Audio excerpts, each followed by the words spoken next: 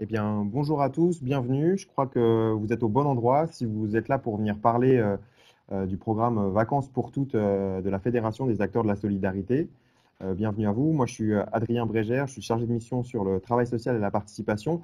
Moi, je viens juste pour vous parler un peu des petits éléments techniques avant qu'on puisse démarrer dans les bonnes conditions ce webinaire d'ici une minute ou deux, le temps que les derniers arrivants puissent se brancher. Quelques petites consignes pour le bon déroulé des échanges d'aujourd'hui. Ça va durer à peu près une heure. On va être autour d'une trentaine normalement, une fois que tout le monde se sera branché. Il va y avoir différents temps. Il va y avoir d'abord une présentation. Ensuite, il y aura des choses qui seront plutôt de l'ordre du témoignage et une partie bien plus importante aussi sur la partie questions. C'est là-dessus que je vais revenir un peu. Vous avez deux possibilités pour participer, pour poser vos questions. Nous, on souhaiterait pour que ce soit le plus interactif possible que ceux qui souhaitent prendre la parole puissent le faire un peu à visage découvert et qu'on puisse aussi se connaître à travers ce webinaire. Donc, vous avez la possibilité de lever la main. Vous avez un petit interface au milieu de votre écran dans lequel il y a différentes fonctions qui se mettent, un petit micro, etc. Au milieu, vous avez une main. Et si vous souhaitez lever la main, vous avez tout à fait la possibilité de cliquer à ce moment-là. Et au moment des questions, du coup, une fois que vous aurez levé la main, eh ben, on aura tout à fait la possibilité de vous passer la parole pour que vous puissiez poser votre question. Si vous ne souhaitiez, pour différentes raisons, quelles qu'elles soient, pas figurer directement dans ce webinaire en sachant qu'il y aura un enregistrement, vous avez tout à fait la possibilité de poser vos questions via le chat et elles seront tout autant reprises au moment de la partie questions. Donc voilà, je vois que les derniers arrivants sont en train de se brancher. Je pense qu'on va pouvoir commencer incessamment sous peu. Euh, Bonjour. Bonjour. Bonjour à tous. Alors, je vais vous donner quelques consignes. Ce qui est important, c'est de bien garder les micros fermés tant qu'on n'est pas dans la partie questions. Parce qu'on est assez nombreux, on va être une trentaine aujourd'hui à s'écouter. Donc, pour ceux qui n'ont pas pu le faire, on l'a fait de manière un tout petit peu unilatérale au moment où vous êtes connecté, mais vous avez la possibilité de brancher votre micro au moment où vous aurez une prise de parole ou la possibilité de poser une question, qu'on vous la passe pour que vous puissiez le faire. Euh, voilà, donc je crois que je vous ai donné les principaux éléments pour qu'on puisse fonctionner. Je vais passer la parole aux vraies parties prenantes de l'échange d'aujourd'hui, à commencer par Laura Slimani, qui va vous présenter un peu le déroulé de ce webinaire aujourd'hui. Bon webinaire à tous. À bientôt. Merci, Laura. merci Adrien pour cette introduction et merci aussi de nous avoir accompagnés dans l'organisation de ce webinaire parce que c'est une première pour nous, première mondiale même sur l'accès aux vacances des personnes en situation de précarité et les opportunités qui existent aujourd'hui, voilà, notamment pour les adhérents de la Fédération des acteurs de la solidarité, en particulier via le programme des aides au projet vacances qu'on va vous présenter aujourd'hui pour permettre donc l'accès aux vacances d'un maximum de personnes accompagnées par les adhérents du réseau. Effectivement, moi, donc ça va se dérouler en trois parties. Une première partie, on va essayer de faire tenir le webinaire en une heure parce qu'on sait que vous avez tous beaucoup de choses à faire et qu'il faut qu'on soit efficace. Du coup, on va passer une vingtaine de minutes à peu près sur le dispositif pour vous le présenter un peu plus dans le détail que ce qui a déjà été diffusé dans notre newsletter et puis pour vous donner un certain nombre d'indications avec donc mon collègue Jean-Sébastien Deston qui est chargé de projet développement de l'accès aux vacances pour les personnes en situation de précarité, donc qui pilote ce dispositif. Et puis ensuite, il y aura un témoignage de la part de Myriam Petit, donc qui a aidé à coordonner un projet l'année dernière pour la fondation Le Refuge d'un départ. Voilà. Et donc on trouvait que c'était intéressant de pouvoir aussi avoir un petit témoignage d'un acteur de terrain, d'une actrice de terrain plutôt aujourd'hui. Voilà. Et ensuite, donc, un temps d'échange d'une demi-heure avec vous pour que vous puissiez poser les questions auxquelles on n'aurait pas répondu. Donc voilà, du coup on a une petite présentation PowerPoint pour voilà que vous donner un certain nombre d'éléments aussi visuellement. On vous l'enverra suite au webinaire. Voilà, il y a pas besoin de tout écrire. Et puis de toute façon, comme l'a dit aussi Adrien, on enregistre cette session parce que l'idée c'est que ça puisse aussi bénéficier à des personnes qui n'étaient pas forcément disponibles tout de suite, mais qui peuvent se poser les mêmes questions que vous sur le dispositif.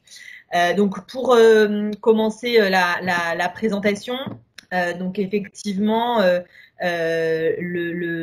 est en ce moment dans l'ouverture de la campagne 2020 des projets vacances pour la Fédération des acteurs de la solidarité. Alors peut-être revenir un petit peu sur la question de l'accès aux vacances de manière plus globale. On a mis là un petit historique législatif. C'est toujours intéressant de savoir d'où viennent les solidarités qui sont organisées. Au départ, vous le savez, le début de la question des vacances, finalement, ça date de 1936 avec le gouvernement du Front populaire et la généralisation des congés payés à l'ensemble des salariés, donc pour leur permettre évidemment de se reposer, de passer du temps avec les leurs. Et puis en 98, il y a en tout cas un changement de paradigme autour de cette question des vacances qui n'est plus rattaché uniquement à la question du travail et au repos pour les travailleurs, mais aussi à une notion de droit finalement, de droit aux vacances, de droit à l'évasion. Et donc au même titre que l'accès à la culture, l'accès aux droits culturels, aux loisirs, donc qui constitue selon la loi depuis 98 un objectif national qui permet de garantir l'exercice effectif de la citoyenneté. Parce que voilà, les vacances aujourd'hui, ça fait partie aussi d'une norme sociale. Or aujourd'hui, en sont exclus un grand nombre de personnes, et notamment les personnes les plus précaires qui partent quasiment jamais en vacances. Alors statistiquement, c'est pas forcément une catégorie qu'il est facile de faire ressortir, mais en tout cas aujourd'hui, on sait qu'il y a à peu près un tiers des Français qui ne partent pas en vacances, et que parmi les personnes les plus en difficulté, notamment celles qui sont dans les centres d'hébergement, qui sont accompagnées par les associations du réseau, très peu finalement peuvent partir en vacances. Or, c'est à la fois un droit pour nous et selon nous qui devrait être accessible à tout un chacun, et c'est aussi un outil d'intervention sociale intéressant, et c'est pour ça aussi qu'on s'en saisit à la Fédération des acteurs de la solidarité par le biais de ce partenariat. Alors effectivement, les difficultés rencontrées dans l'accès aux vacances, il y a d'abord des freins matériels, notamment le frein financier, parce que ça coûte cher de partir en vacances pour chacun d'entre nous, et pour tout un chacun ça coûte cher, et donc quand on n'a pas finalement la capacité de constituer une épargne tout au long de l'année pour pouvoir partir en vacances, évidemment c'est beaucoup plus compliqué. Il y a aussi la question des freins symboliques, l'autocensure, le manque d'information, la difficulté finalement de partir en vacances quand on ne l'a jamais fait, et que ça peut être compliqué aussi quand on n'est pas dans son pays d'origine, que donc on ne maîtrise pas forcément les codes de cette question des vacances, et donc qui nécessite un accompagnement, une médiation culturelle. Ensuite, il y a un certain nombre d'aides qui existent, vous en connaissez probablement aussi en tant que travailleurs sociaux, intervenants sociaux. Je veux bien que tu reviennes à la slide d'avant, s'il te plaît, Jean-Sébastien. Donc il y a des aides, mais elles sont peu visibles, peu lisibles, et voire pour certains profils de ménage assez inexistantes. Je pense notamment aux situations de précarité administrative ou aux personnes dont les droits sont pas ouverts pour des raisons diverses et qui donc peuvent pas bénéficier par exemple des aides de la CAF qui existent, ou les personnes isolées aussi qui sont un peu moins bénéficiaires de ce type d'aide. Et puis enfin, il y a aussi la question des moyens des accompagnateurs, entre guillemets, des intervenants sociaux qui n'ont pas forcément toujours le temps ni la reconnaissance nécessaire pour aider à des personnes à partir en vacances, parce qu'on considère que ça ne fait pas partie de l'accompagnement social classique, on va dire, qui devrait être proposé dans les structures d'hébergement. Donc voilà les freins qu'on a identifiés. Et donc face à ça, effectivement, on a décidé de lancer un partenariat, de monter un partenariat avec l'Agence nationale des chèques vacances, comme beaucoup d'autres réseaux et associations de solidarité en fait à l'échelle nationale, puisque donc ce partenariat il permet d'agir à la fois sur la question des freins symboliques et des freins financiers, puisque donc c'est d'abord la redistribution d'une partie des chèques vacances, des excédents de gestion de l'Agence nationale des chèques vacances, qui viennent compléter finalement le budget des personnes qui souhaitent partir, compléter de manière, Jean-Sébastien l'expliquera, mais de manière assez conséquente financièrement, puisqu'on peut aller jusqu'à 80% de cofinancement via ces chèques vacances, des projets vacances, donc c'est assez important.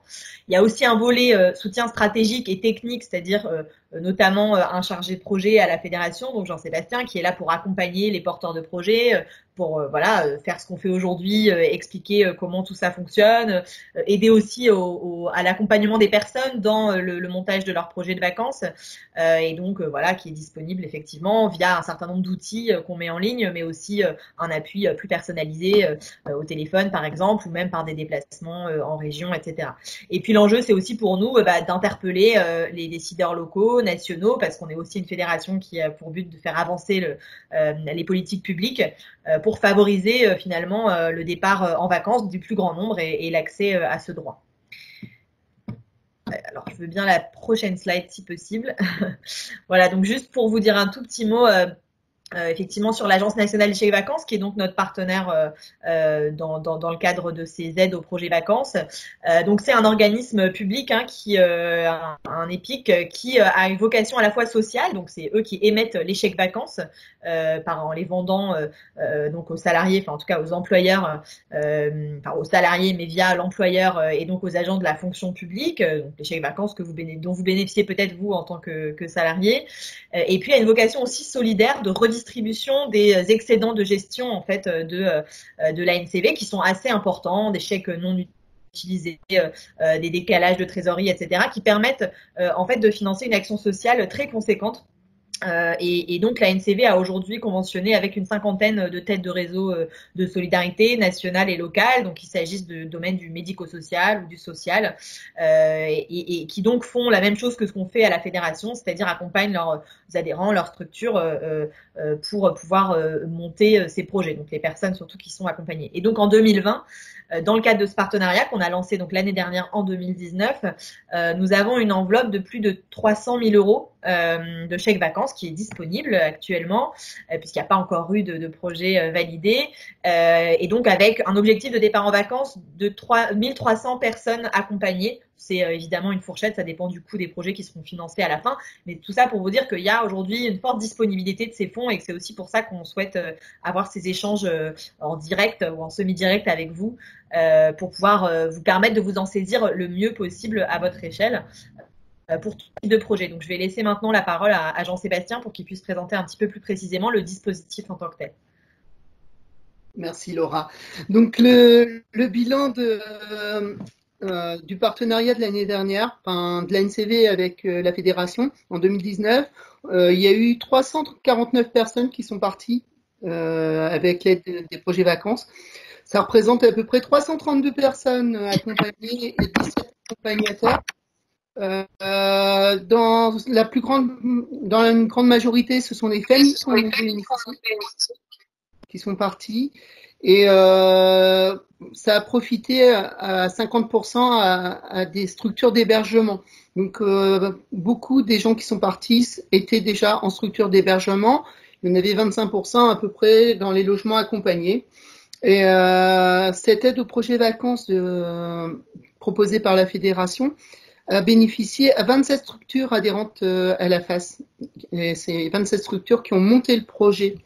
Donc dessus, il y a eu plusieurs projets, dont des projets de séjour collectif à la montagne, comme vous expliquera tout à l'heure Myriam, au niveau du refuge où les jeunes sont partis à Tignes. Et il y a eu d'autres séjours qui ont permis aux gens de pouvoir sortir et de pouvoir découvrir aussi le patrimoine français. Le dispositif national. Donc voici un peu l'architecture du dispositif national. L'ANCV qui a passé une convention avec la Fédération des acteurs de la solidarité. Nous instruisons les dossiers qui viennent des structures de terrain. Ce sont les structures adhérentes à la FAS qui accompagnent des personnes ou des salariés en insertion et qui sont aussi les principaux bénéficiaires des APV. Donc, une fois que les structures ont travaillé sur le projet, ils reviennent vers, ça repart dans l'autre sens. On revient vers la structure de terrain qui candidate pour l'aide au projet vacances, l'aide NCV. Et du coup, après, on passe directement par la NCV pour pouvoir vous envoyer les chèques vacances. Mais je vais vous le détailler un peu plus après. Alors, attendez. Hop. Donc, qui peut bénéficier des aides au projet vacances? Les modalités de projet vacances, c'est simple, et c'est des séjours qui ont lieu soit en France, soit en Europe.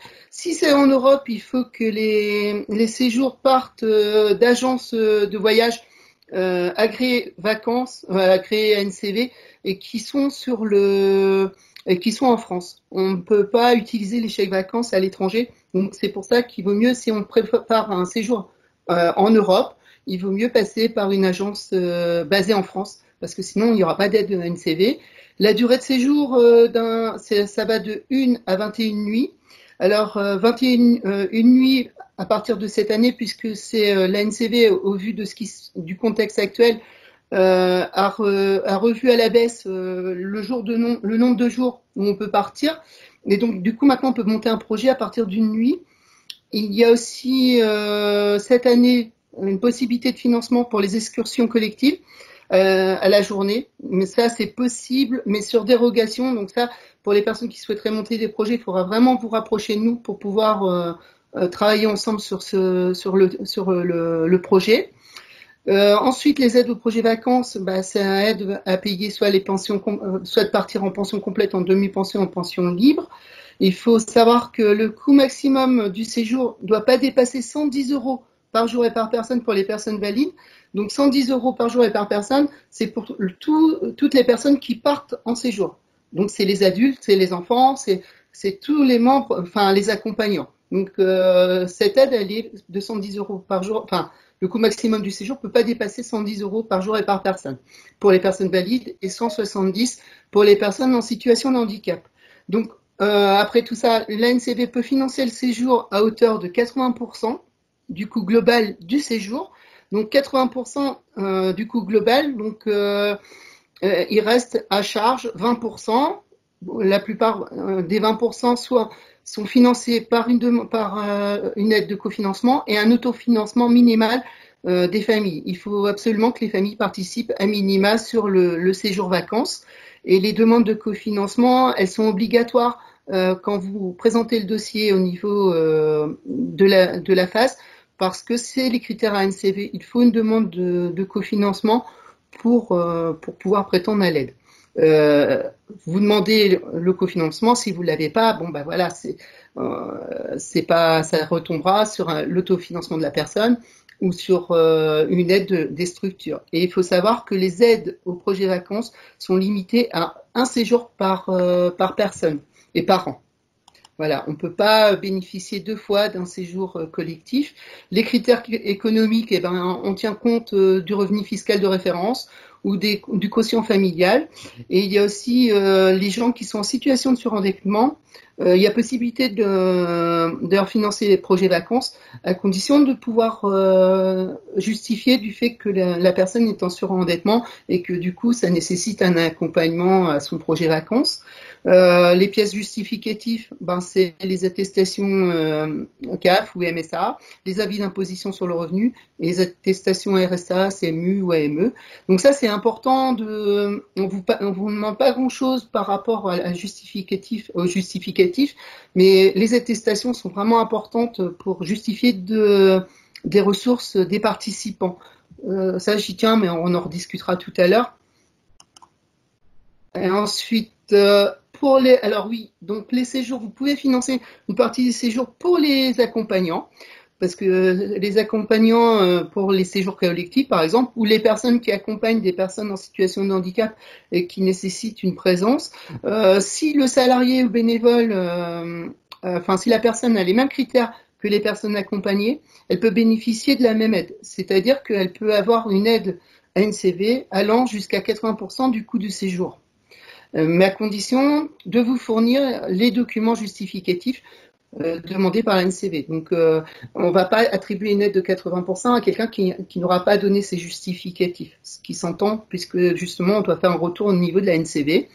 Et si c'est la structure qui envoie les salariés ou les bénévoles en séjour vacances, s'ils dépassent les critères économiques de l'ANCV, à ce moment-là, la prise en charge par l'ANCV ne peut pas excéder 30% du coût du séjour.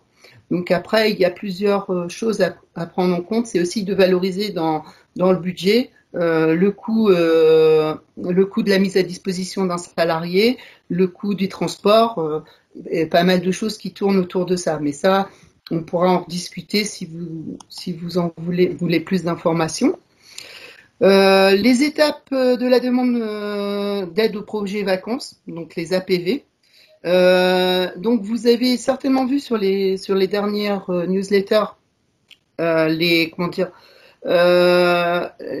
l'envoi de la demande, le process avec la présentation du dispositif et les étapes de la demande d'aide au projet vacances. Donc, dans les étapes de la demande au projet vacances, il faut aller sur l'observatoire Solidarité pour pouvoir remplir votre demande en ligne.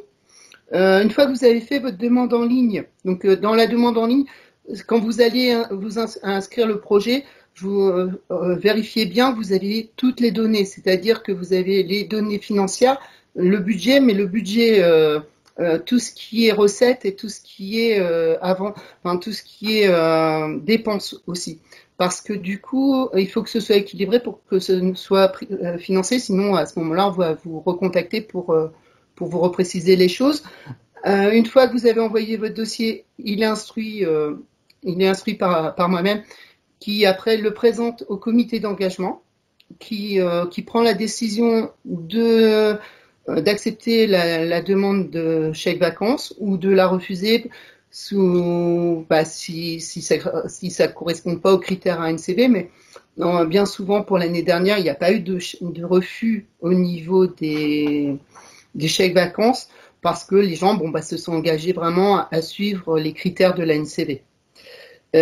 Ensuite, à la fin, vous avez les chèques vacances qui vous seront envoyés et il y aura à la fin du séjour, quand les personnes accompagnées auront fini leur séjour, il faudra faire un bilan de l'opération et reporter tout le dossier sur APV Web, qui est le site de reporting de l'ANCV, pour pouvoir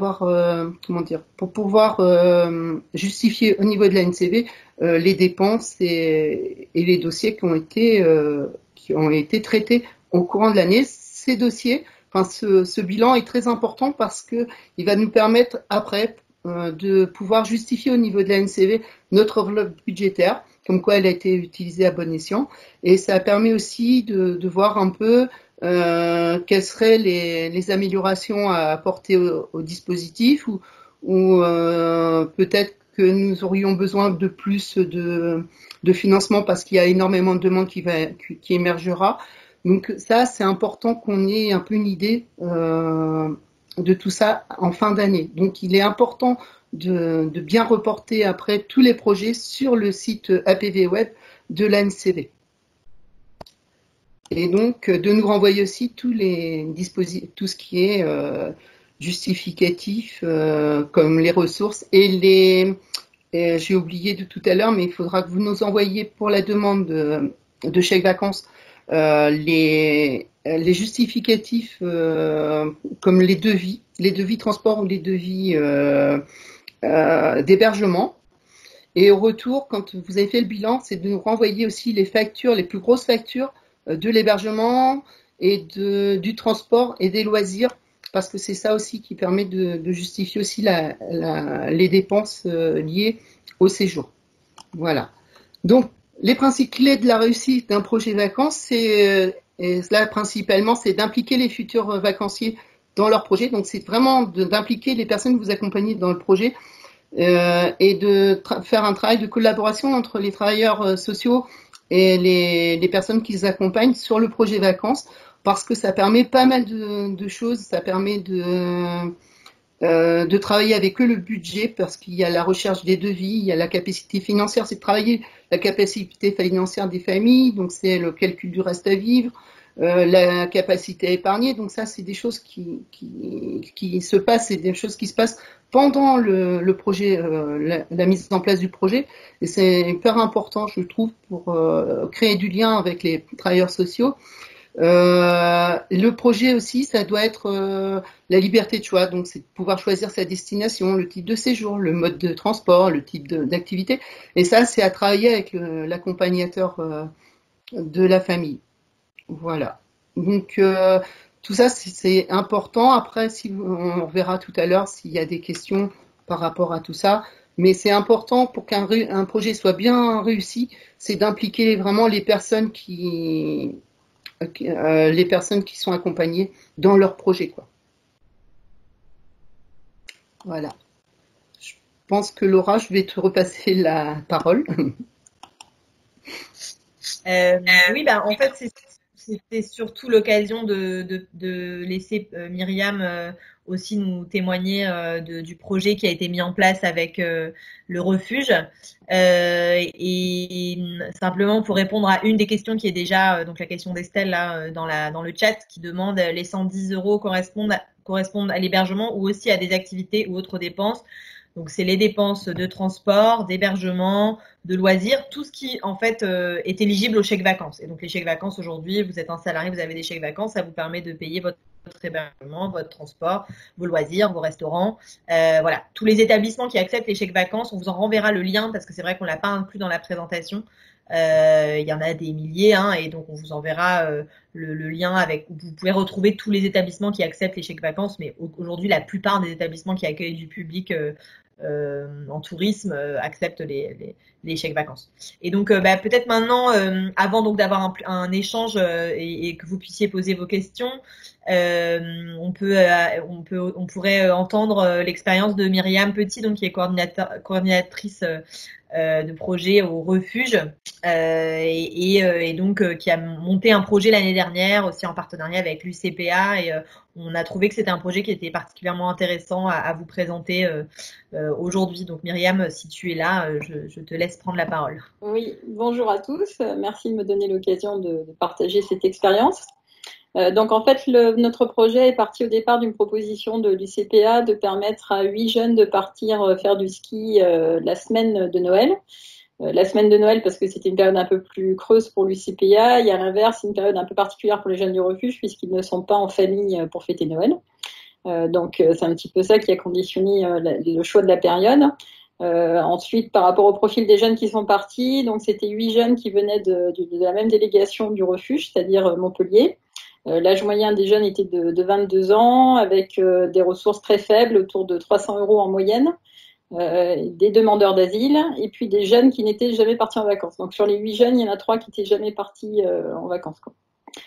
Donc après, ce qui me semblait important pour moi quand j'ai monté ce projet avec l'UCPA à destination des jeunes, c'était qu'ils puissent vraiment s'approprier le projet, que ce soit pas en fait un projet du refuge qui soit greffé, mais plutôt qu'ils aient vraiment la sensation de préparer des vacances comme ils pourraient les préparer en dehors du refuge. La contrainte que j'avais, c'était la distance géographique pour organiser le séjour avec eux, puisqu'ils étaient à Montpellier et moi à Lyon. Donc en fait, pour contourner ça, on a mis en place un groupe WhatsApp qui nous a permis pendant plusieurs semaines d'échanger sur les informations sur le projet. On a demandé à un des 8 jeunes d'être référent du projet, ce qui lui permettait de centraliser les informations, de les répercuter, etc. J'ai créé un document un peu promotionnel à la manière un peu d'une agence de voyage pour mettre en valeur la destination, avec des flashcodes pour aller sur le site de la station, pour pouvoir visualiser les webcams en temps réel. Donc là, je pense que ça a participé un peu à l'anticipation, à la capacité des jeunes de se projeter dans ce séjour. Voilà. Et puis, on a demandé aux jeunes de créer une charte de participation pour qu'ils puissent fixer un petit peu les règles du séjour, pour qu'on n'ait pas de choses qui soient décidées en fait au moment où on arrivait. Ça permettait de cadrer un petit peu les choses en amont. Alors c'était des choses très simples, hein. C'était par exemple le fait de prendre les repas ensemble, de pas arriver avec des bouteilles d'alcool dans les sacs, ce genre de choses, quoi. Et puis je pense aussi ce qui a pu aider les jeunes à s'approprier le projet, c'est la notion de participation financière qui est demandée. Alors elle était très symbolique parce que, comme je l'ai dit tout à l'heure, beaucoup des jeunes qui sont venus avaient des ressources très très faibles, voire inexistantes, mais en fait les participations étaient comprises à peu près entre 10 et 50 € par jeune. Donc ça restait à leur portée, mais je trouvais qu'au niveau symbolique, c'était important qu'ils puissent participer. Par rapport à l'intérêt de partir avec l'UCPA, j'ai trouvé que le fait de partir avec un prestataire qui offrait un séjour clé en main, ça permettait de ne pas avoir à porter l'organisation elle-même du séjour et de se concentrer plus sur la demande de financement et puis sur l'organisation plutôt par rapport à la structure, à la mobilisation du groupe de jeunes. Donc ça, je pense que c'est quelque chose qu'on essaiera de reproduire, parce que c'est vrai que monter un projet complètement, ça peut être un peu fastidieux. Par rapport aux obligations administratives, c'est toujours la chose qui fait très peur, parce que bon, c'était la première fois qu'on faisait une demande de chèque vacances avec la FAS, et c'est vrai que quand on déroule un peu la liste des documents, etc., on peut être un peu impressionné. C'est vrai que finalement, c'est pas une montagne infranchissable. C'est des informations assez communes auxquelles on a accès assez facilement au niveau des structures. Donc, on a franchement plutôt trouvé que voilà, c'était pas si lourd que ça en avait l'air.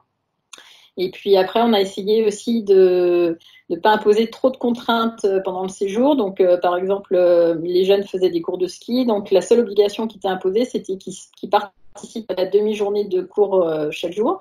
Mais après, sur le reste de temps, ils étaient aussi en gestion libre, ce qui leur permettait de chacun de gérer un peu son temps. Certains allaient à la piscine, certains allaient se balader, d'autres se reposaient.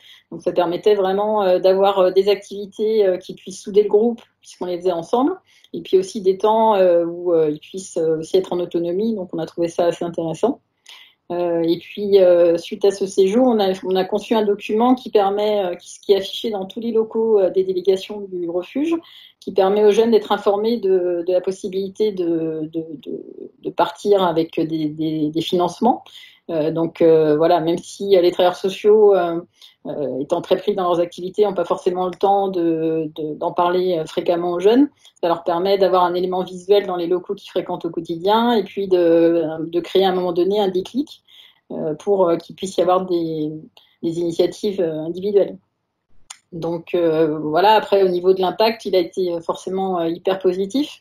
Ils ont beaucoup, les retours que j'ai eus de l'équipe de Montpellier, c'est que les jeunes à leur retour étaient très ouverts, ils ont eu beaucoup de plaisir à parler de leur expérience de séjour. Ils ont inondé tout le monde de photos, ils avaient plein d'anecdotes à raconter, donc y compris des jeunes qui étaient habituellement un peu plus repliés, donc ça a été vraiment très positif. Et puis au niveau de leur état psychologique, il y a une portée très intéressante. Ça leur a permis vraiment de mettre un peu de côté leurs soucis, leurs préoccupations et de pouvoir pendant une semaine s'éclater dans un environnement qu'ils connaissaient pas, faire une activité nouvelle. Donc voilà, on a hâte de pouvoir remettre en place d'autres projets de ce type. Merci beaucoup Myriam. Ouais, c'est vrai qu'on a trouvé ce projet intéressant. Il y a aussi une vidéo que vous avez faite, qu'ils ont réalisée avec des petits témoignages, etc. et des images du séjour. Elle est disponible sur le site internet de la FAS si vous souhaitez regarder un peu plus en détail aussi. Les participants parlent pas mal de leur ressenti aussi sur ce séjour. Alors déjà, il y a quelques questions qui ont émergé dans la conversation. Est-ce qu'il y a des personnes aussi qui souhaitent poser des questions en direct, auquel cas je vous invite à lever la main avec la petite main dans la barre, ou alors à faire des grands signes si vous êtes en vidéo pour que je vous vois. Mais déjà pour donc prendre quelques-unes des questions là qui s'affichent. Alors désolé, il y en a beaucoup. Donc est-ce que les personnes sans autorisation de séjour sur le territoire peuvent bénéficier des chèques vacances? La réponse est oui. C'est un dispositif qui est ouvert à tous. Et c'est pour ça que, par exemple, le bénéfice de l'AME, de l'aide médicale d'État, fait partie des justificatifs possibles pour bénéficier des aides, mais aussi une attestation sur l'honneur d'un travailleur social du fait qu'elle est accompagnée par l'association et n'a pas de ressources, et a des ressources qui correspondent aux critères mis en place par l'ANCV. Donc voilà, c'est tout à fait possible. Ça a été le cas déjà l'année dernière. La seule problématique à laquelle il faut penser quand même, parce que ça revient, c'est la question des transports, parce qu'il y a des personnes qui ont peur quand même de la police, ça peut aussi se comprendre, notamment dans le train. Voilà, donc il faut juste anticiper parce que ça peut être quelque chose qui peut être bloquant pour les personnes et donc c'est vrai que du coup prendre une voiture ou un van par exemple, ça peut être plus intéressant. Faut le travailler avec les personnes. En tout cas, faut l'anticiper, mais c'est possible. Il n'y a pas de souci du côté de la NCV. Au contraire, c'est un dispositif inconditionnel et nous, c'est aussi pour ça qu'on le trouve vraiment super parce que c'est assez rare finalement ce type de dispositif. Ensuite, les 110 € incluent le transport. L'essence peut-elle être réglée avec les chèques vacances? Alors là, je te laisse répondre, Jean-Sébastien, parce que je ne sais pas. Oui, alors les chèques vacances peuvent être prises. Il y a certaines stations-service qui acceptent les chèques vacances. Donc, c'est possible dans certaines stations-service, surtout sur celles quand on prend l'autoroute qui acceptent de prendre les chèques vacances. Après, dans les petites stations, c'est moins sûr. Donc, il faut vérifier. Alors, il y a une autre question de la chargée de mission Océan Indien. Sur 110 €, le financement restant à charge de la personne est de 22 € en financement seul ou en cofinancement. Alors, en fait, 110 €, c'est en gros vous allez faire un budget global et 110 € c'est le coût maximum que ce budget peut implique pour chaque participant. C'est-à-dire que si c'est une famille de 4, et ben le budget global par jour peut pas excéder 440 €.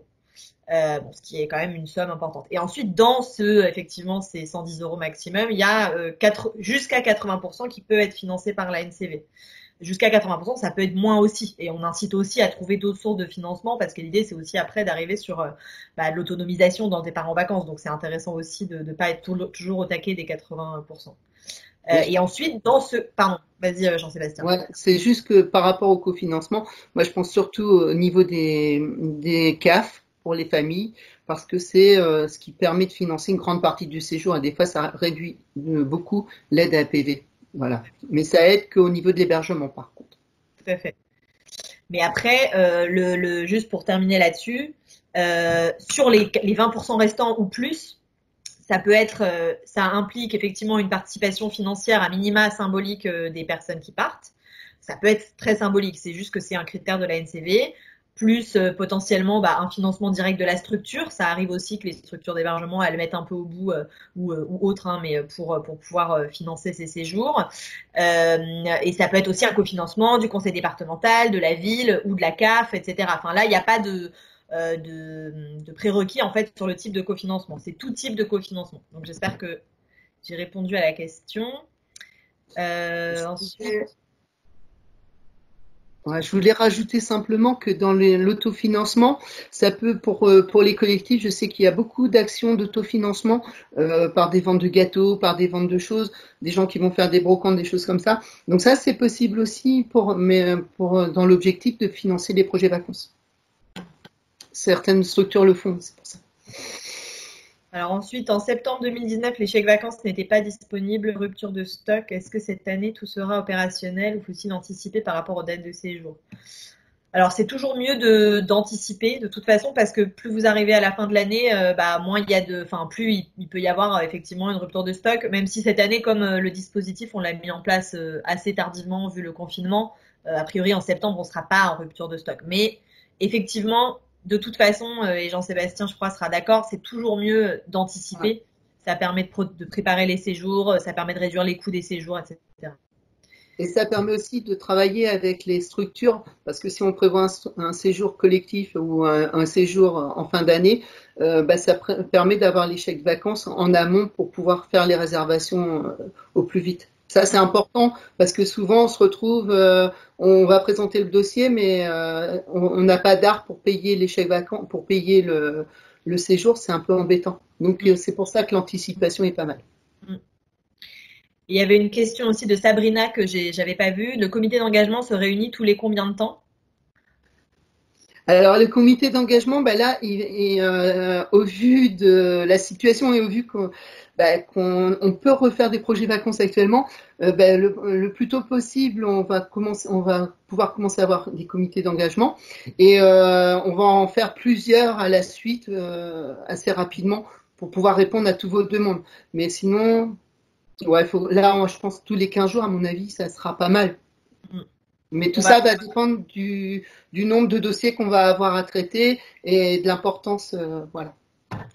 Pour l'instant, on est dans l'optique d'essayer d'être le plus réactif possible. Il n'y a pas encore de projets qui sont arrivés, donc on va se réunir au fil de l'eau pour pouvoir effectivement que ça aille vite, notamment parce qu'on sait bien que les vacances d'été là sont très proches et donc il y a besoin aussi de souplesse. Ensuite, évidemment, l'idée c'est quand même d'avoir une certaine régularité, donc effectivement une fois tous les 15 jours, c'est ce qui est envisagé.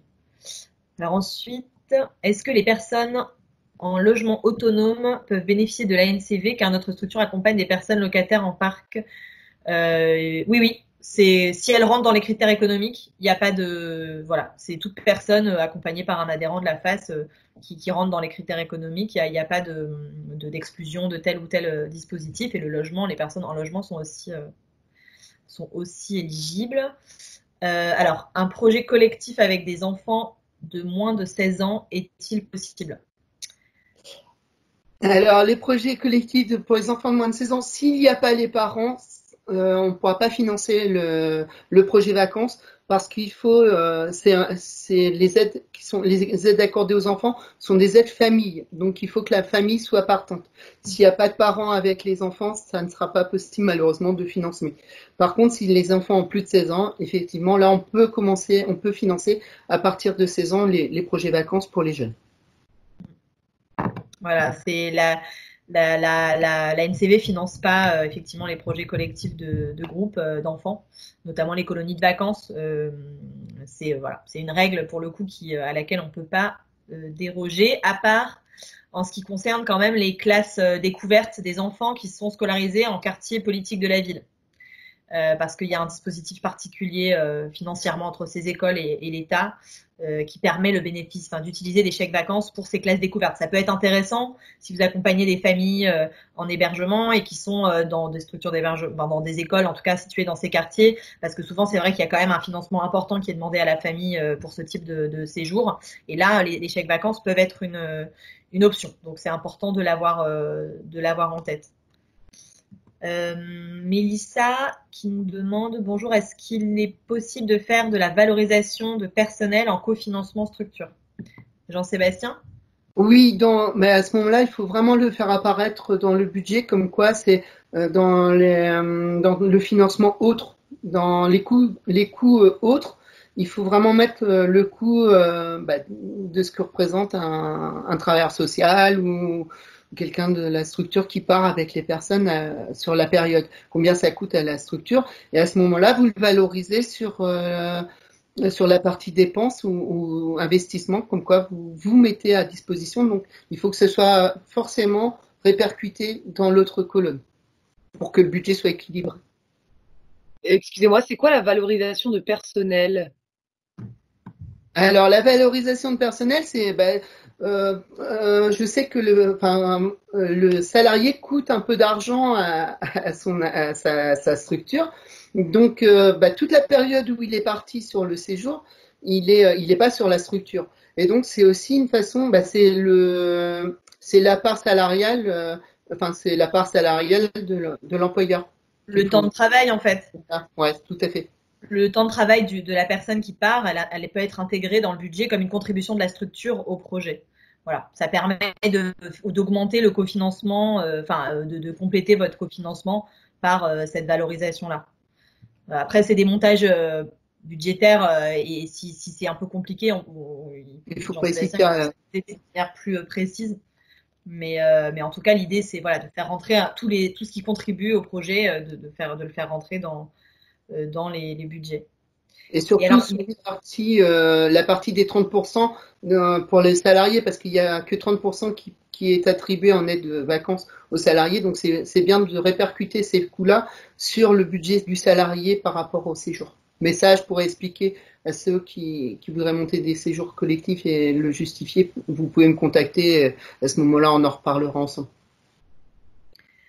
Alors, il y a Mylène Plat qui demande pas de financement pour les dispositifs vacances apprenantes. Est-ce que Mylène, vous pouvez préciser votre question à l'oral si c'est possible ou... Ah non, je crois que vous n'aviez pas de micro. Alors, je crois pas. Alors, dans le cadre les colos apprenantes, ouais. Alors, encore une fois, le dispositif des aides au projet vacances finance pas de départ collectif d'enfants seuls. Donc, les colonies de vacances, elles rentrent pas dans ce cadre-là. Et donc, vous ne pourrez pas les cofinancer. En revanche, je ne sais pas dans quelle région vous êtes situé, mais donc dans le cadre du projet Respiration, qui est un programme d'accès à la culture et aux sciences des enfants et des familles sans domicile, des enfants et des jeunes sans domicile, notamment qui se déploie en Occitanie, du coup. Dans ce cadre-là, on est en train de monter un programme d'activité aussi sur le temps des vacances pour les enfants et pour ces enfants et ces familles, en partenariat avec les petits débrouillards et Culture du Cœur. Donc des activités de médiation culturelle, d'animation scientifique, des excursions à la journée, ce type de choses, donc à proximité des lieux de vie. Et donc dans ce cadre-là, notamment en Occitanie, en ce moment, il y a des projets qui sont en train de se monter. Donc là-dessus, Mylène, je vous invite à, je vous invite à vous rapprocher du coup de la coordination respiration pour travailler sur cette question des vacances. mais ça sera pas dans le cadre de ces colos apprenantes, mais plutôt dans le cadre d'actions respiration à proximité de chez soi, type centre de loisirs, sorties culturelles, etc. Et donc dans ce cadre-là, on a aussi des financements qui sont disponibles pour financer ce type de projet. C'est pour ça que vous pouvez peut-être vous rapprocher de la région de la face Occitanie, et puis sinon on peut aussi en reparler si vous avez plus de questions là-dessus. Je crois qu'il y a une question de la personne qui est chargée de mission Occitanie. Je ne connais pas ton prénom, je suis désolée. Mais vas-y, je t'en prie, prends la parole.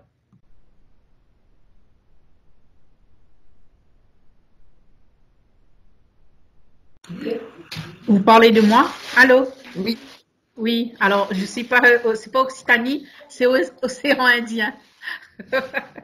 Non, il n'y a pas de souci. En fait, bon, j'avais posé une question par rapport, est-ce qu'il faut avoir un accompagnement sur place des encadrants des structures? Il n'y a pas besoin.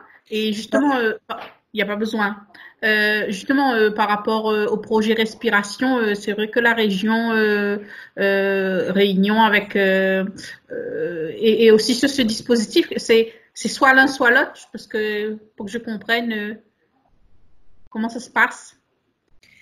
Non, ça peut être et l'un et l'autre, il n'y a pas de problème.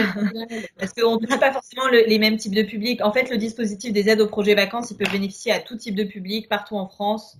Enfin, il n'y a pas de public cible, entre guillemets, à part les personnes, évidemment, en situation de précarité accompagnées par le réseau. Respiration, le public cible, c'est quand même les enfants et les jeunes sans domicile, enfin, en hébergement, logement accompagné, etc. Et donc, voilà, c'est le ciblage qui est un peu plus précis. Et donc, ces activités-là, elles sont plutôt pensées pour eux. Mais par contre, vous pouvez tout à fait vous engager dans les deux volets en tant que fédération. Au contraire, voilà, l'idée, c'est d'avoir une dynamique globale possible. Et donc, les encadrants, il n'y a pas besoin, enfin, ça finance, voilà, il y a eu beaucoup de départs en autonomie, hein, nous, rappelle, je sais plus combien sont les chiffres, Jean-Sébastien, mais il y a assez peu d'accompagnateurs, finalement, qui sont partis l'année dernière. Il y a eu 17 accompagnateurs l'année dernière sur les 300 personnes parties, donc c'est pas énorme, quoi. D'accord. Souvent, c'est sur les séjours collectifs de personnes en grande précarité, de grands isolés, enfin de grands précaires.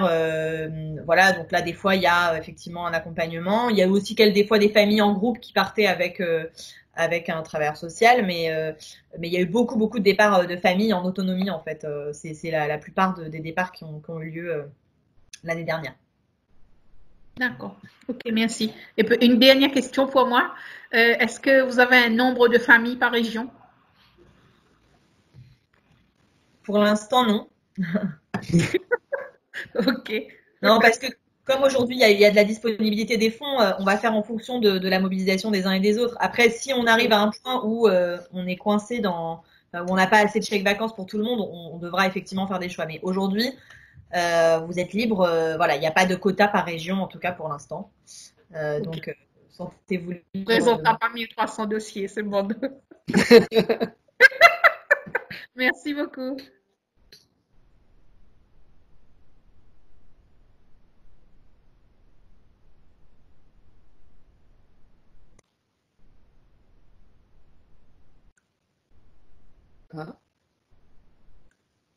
Ah mince. 2020 peut-il permettre de partir début 2021, Jean-Sébastien?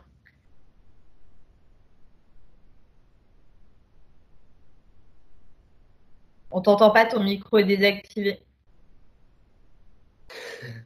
Oui, alors un projet pour 2020, c'est possible, mais si vous le montez à la fin de l'année, il faut vraiment vous rapprocher de nous pour qu'on puisse voir si on peut utiliser le reliquat de 2020 pour l'année 2021, puisque le reliquat, puisque la convention se termine à la fin de l'année, et à chaque fois on doit renégocier avec l'ANCV pour la convention de l'année d'après, et il nous reste toujours un reliquat, mais c'est à négocier avec l'ANCV pour pouvoir utiliser ces fonds pour l'année 2021 s'il reste de l'argent. Donc ça, il faut se rapprocher de nous à ce moment-là. Voilà. Après, si vous nous envoyez le projet tôt et que votre projet c'est de partir en janvier 2020, on peut aussi, voilà, vous envoyer les chèques, il n'y a pas de problème a priori de ce point de vue-là. On le mettra juste, nous, dans le reliquat en trésorerie, mais c'est possible. Si vous le préparez très à l'avance et que c'est vraiment votre projet de partir début janvier, voilà. Par contre, si effectivement vous êtes un peu à la bourre et qu'en décembre vous déposez le projet pour janvier, on peut pas garantir qu'il y aura des fonds disponibles. Ça va dépendre de l'enveloppe globale et de si elle aura été consommée ou pas. Et par ailleurs, juste pour vous dire aussi l'importance du bilan sur la plateforme APV Web, sur laquelle on vous enverra les documents pour ceux qui décident de monter des projets vacances. C'est très important parce que c'est par le biais de ces bilans-là que nous, on garantit l'accès au financement l'année d'après. Et tant qu'on n'a pas validé tous les projets en termes de pièces justificatives, on ne peut pas rouvrir l'enveloppe de l'année d'après. Donc, c'est hyper important d'avoir en tête que ces projets-là, une fois qu'ils ont eu lieu, pas forcément à la fin de l'année en novembre, mais voilà, si le projet il a lieu là en juillet, c'est important que dès cet été, vous passiez le travail quand même en termes de justificatif. En tout cas, que vous l'anticipiez pour qu'on se retrouve pas à relancer très très loin sur l'année 2021 et donc à commencer à rouvrir la nouvelle enveloppe très tard en 2021 quoi. Voilà.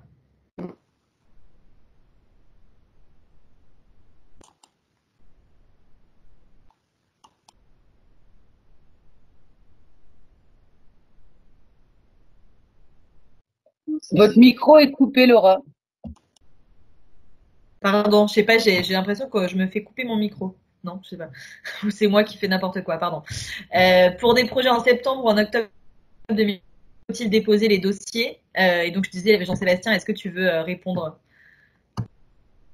Pour les dossiers d'octobre, oui, vous pouvez dès maintenant remplir les dossiers et les déposer pour pouvoir avoir les chèques vacances à temps pour pouvoir anticiper les départs et tout ça. Ouais.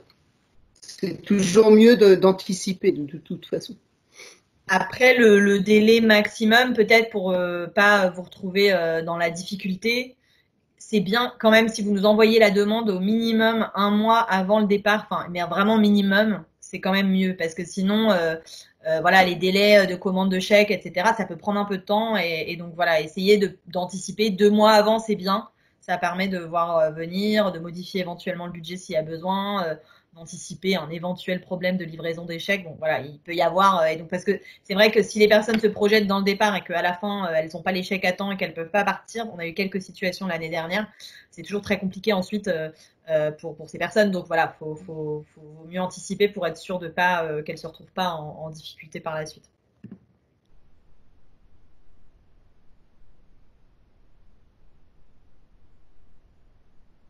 Alors, je vois pas d'autres questions qui émergent. Est-ce que y a des personnes qui souhaitent poser des questions? Est-ce qu'on a fait le tour de vos interrogations? J'avais une question. Excusez-moi, on arrive en retard en réunion. Peut-être que vous l'avez déjà évoqué, mais comment on fait pour trouver un cofinanceur? Vers qui on se tourne? Alors pour les cofinanceurs, il faut se tourner plus vers les structures d'État, enfin les CCAS, ça peut être les CAF aussi, puisque dans certaines régions, enfin dans certains départements, les CAF financent bien les projets vacances, même si les personnes n'ont pas eu de VACAF. Des fois, c'est intéressant de les appeler pour voir surtout pour les familles, si la famille peut bénéficier de chèques vacances, parce que, enfin pas de chèques vacances, mais d'une aide de la CAF, parce que la CAF finance quand même une grande partie des séjours des familles. Mais après, tout dépend des secteurs. Je sais que certains secteurs sont moins portés sur les vacances que d'autres. Donc, puisque les CAF sont départementalisés, donc les enjeux sont pas forcément les mêmes sur les territoires. Et pour les adultes isolés, c'est plus les CCAS, c'est plus les conseils départementaux. Et je sais que des fois, dans les conseils régionaux, il y a aussi des aides qui peuvent être attribuées à titre exceptionnel. Faut pas hésiter non plus d'interpeller les communautés de communes, tout ce qui est étatique, mais au niveau local, quoi. Et puis s'il y a d'autres sources, n'hésitez pas à m'appeler. On peut voir en fonction aussi de la situation des personnes. Selon certaines personnes, il y a des dispositifs qui permettent un financement. Et comment on peut faire pour solliciter justement un cofinancement? Quelle est la démarche en fait pour solliciter un cofinancement pour un départ comme ça pour des vacances? Eh ben, il suffit juste de contacter l'institution que vous voulez joindre, enfin que vous voulez solliciter pour pouvoir savoir les démarches, parce que je sais que certains CCAS, on peut leur écrire, leur faire une lettre de demande de cofinancement, et d'autres CCAS ou d'autres organismes demandent à remplir un document CERFA. Ça, c'est vraiment dépendant du secteur où vous êtes, secteur territorial. Parce que tout le monde ne fonctionne pas de la même façon. Donc, quand vous voulez solliciter une aide, si vous dites je vais essayer le CCAS, appelez le CCAS, demandez quelle procédure vous devez faire. Il ne faut pas hésiter à les solliciter et eux vous répondront facilement. En fait, il n'y a pas de démarche particulière liée à ce type de projet. C'est Non. comme n'importe quelle démarche de soutien que vous feriez auprès d'une collectivité, de l'État, d'un partenaire privé. Ce que demande la NCV, c'est qu'il y ait une trace en fait de cette demande de cofinancement. Donc un courrier, c'est bien, avec le budget par exemple prévisionnel du projet. Après, ce qui est pas mal aussi, si vous y arrivez et si vous vous engagez aussi dans un travail d'un peu plus long terme sur ces questions de projet vacances, c'est que vous pouvez anticiper dès le début de l'année en disant voilà, on a le projet de faire partir 10 personnes dans notre structure cette année, donc on vous demande un cofinancement de temps.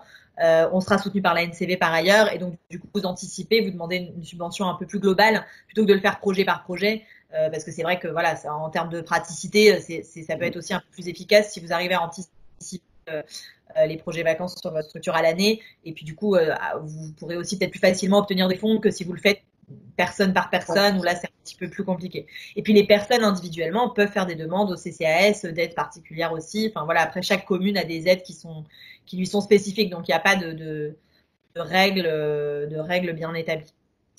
Voilà. Par contre, ce qui est important, si vous avez fait des demandes d'aide et que ça a été refusé, n'hésitez pas à le mettre dans le bilan quand vous nous renvoyez les pièces justificatives de fin de séjour. Glissez aussi, mettez-y aussi les lettres qui ont été accordées. On a accordé telle aide à la personne, ou les aides qui ont été refusées par les instances, parce que ça permet aussi de travailler avec la NCV sur les moyens de trouver des cofinanceurs, et ça peut justifier des fois les séjours qui sont ou qui sont très hauts au niveau de l'aide à NCV, parce que au niveau du territoire, on donne pas assez d'argent. Donc ça, c'est important de dire, des fois, il y a des endroits où on joue pas le jeu, quoi. Et on fait comment si on trouve pas du tout de cofinanceurs pour le projet? Alors tout ça, ça va être en fonction du projet qui sera choisi.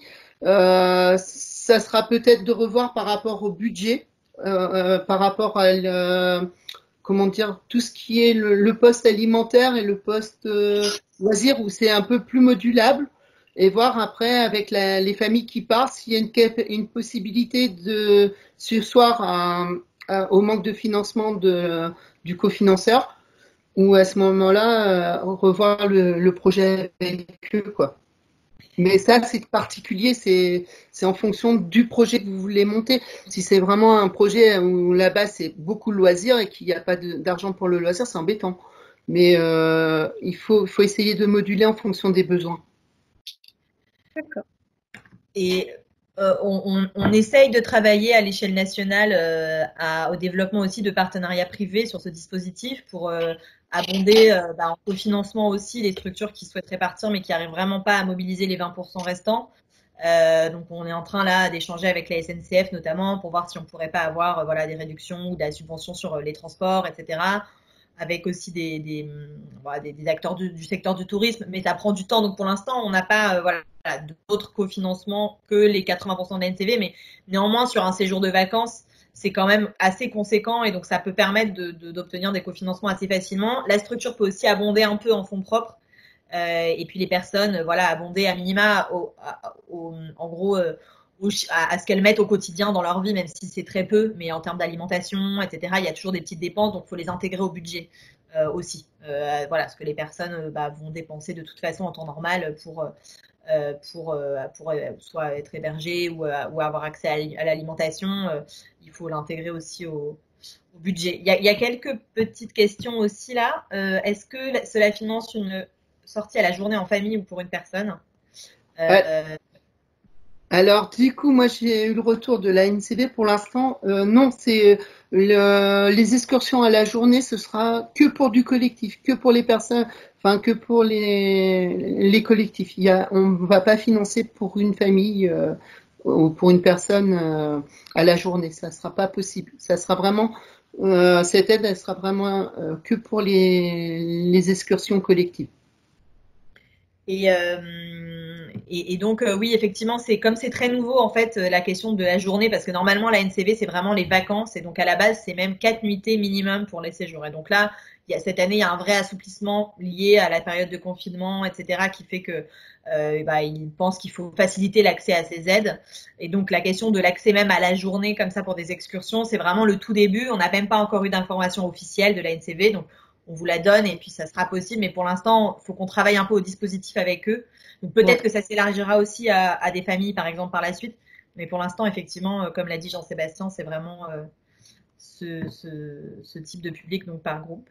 Alors, je vais peut-être prendre la dernière question et puis ensuite, je vous propose qu'on se quitte parce qu'il est 17h05 et ça fait 1 heure qu'on est ensemble.